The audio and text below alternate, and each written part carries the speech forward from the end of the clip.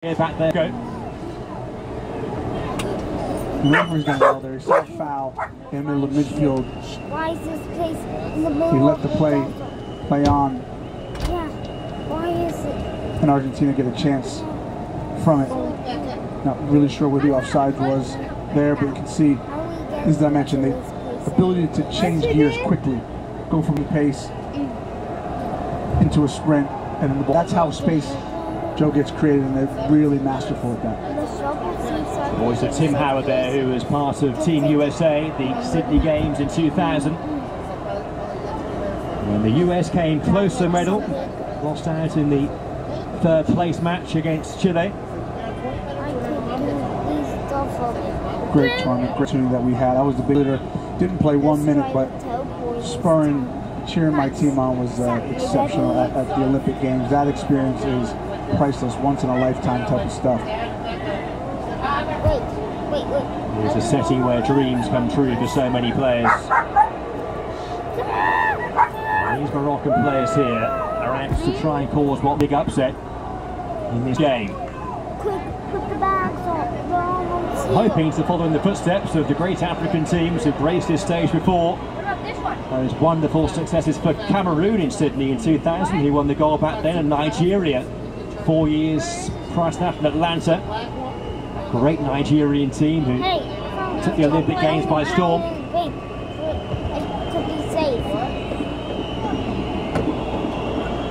And that's what you also get from this tournament, is the pageantry and some of the excitement and the colors and the noise that comes out of it from a soccer standpoint, from the crowd and the players that we haven't ever really seen before. It's a special time, a special moment. Just a note there, Richardson got the ball, and that we were talking about having to secure it, needing to be solid and confident. He gets the ball, switches play, and again, really helpful for this Moroccan team if he can settle into that midfield role. Goalkeepers come a long way here. Mounir El Khazoui for Morocco, and he's his head there in more ways than one. I'll need that from El Khazoui. I mean, this is just really good goalkeeping. You can see him there, 30 yards off his line. He was the first to anticipate it on the front foot. They'll need that, right? If he's asking his defenders, his back four, to keep that high line, to be able to compact the pitch so there's not spaces to play. The space then will only ever be over top. And that's the goalkeeper's job, to make sure he cleans up, does really well there with El Khazoui. He will be a key figure for Morocco. He's been to 2 FIFA World Cups with them. 2 years ago in Qatar, he played in 1 match in the group stage. 2018 in Russia, he played all 3 group games when they went out of that first hurdle. Morocco really have improved as the years have gone by. Javier Mascherano there, who's just 40 years of age. Only Lionel Messi has won more caps for the Argentine senior team over the years. There were some hopes that Lionel Messi might beat the Olympics this summer, but not to be.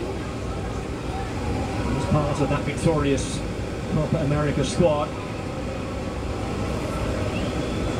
The years now of Lionel Messi playing in 2 tournaments in 1 summer are sadly beyond him, even for the great man. Almada.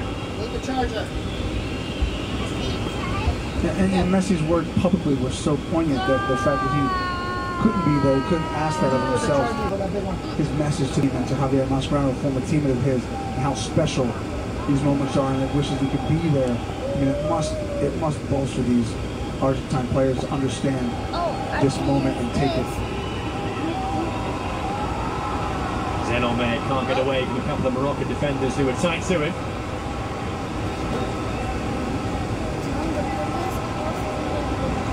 Targaline, Morocco's number 14, with a nice pass. And here's El Wadi. So you gotta move, baby. You gotta sit at the end. Lovely ball there into El Khanous. Akamash now. You can get a pillow and lay down Akamash here. with the attempts. Somewhat wild, but a real sign of intent again there from Morocco and their fans, enjoying what they're seeing. Well, that was, the thing about the pressure is it comes away. You see Akamash here, don't mind it. The shot's a bit wayward, but he comes inside, he's lively. And you know what? Had a ton of opportunities in this opening to the game, so why not take it? Yeah, shot goes wayward, but he had the overlap, they had numbers, it was a bunch of red shirts flooding that right-hand side. That's a good sign for Morocco because Argentina come at you in waves. So there's this first high press, and then there's a second press that comes from the midfield and the back four. So they're always on the front foot, and they did really well reading that pressure and playing from side to side to get out of it. That was the first attempt on goal of the game for Akamash, although it was some way off target. It's that tussle between Hakimi and Alvarez. Hakimi's such a clever footballer, just understands what it means to play at the highest level, has seen so much of it on the world stage. Clever, big choice for this Moroccan team. Akamash, the lively figure. Back to Richardson.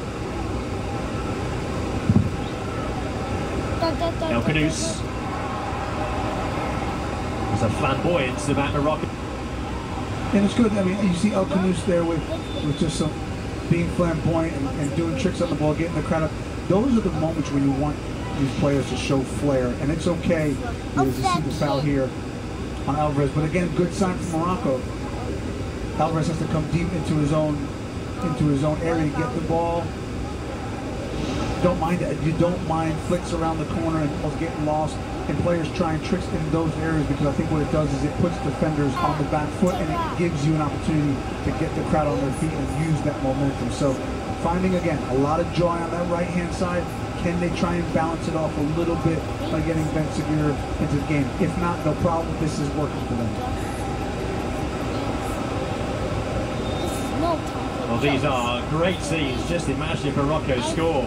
It'll be a lift-off at the Stade Chef Waguichat.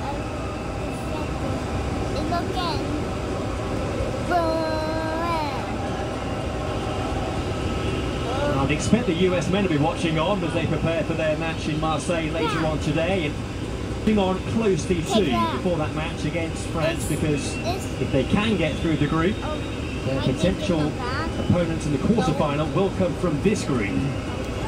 Not an easy road for the US men, but an exciting one nonetheless, and absolutely they'll be watching. But I can remember being a part of the Olympic group. You just can't wait to watch your own sport kick off, every other sport around the Olympic Village kick off. It's a really exciting time to be a part of for these young men.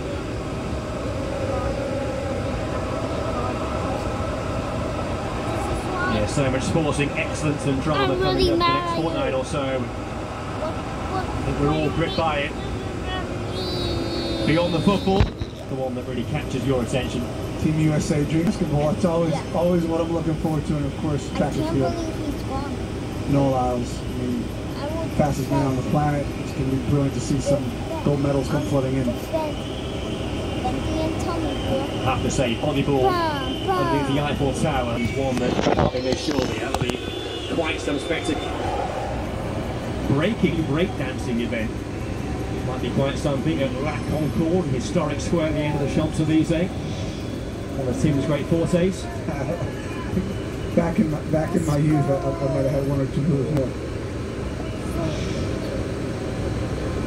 Just a word there for Mascherano to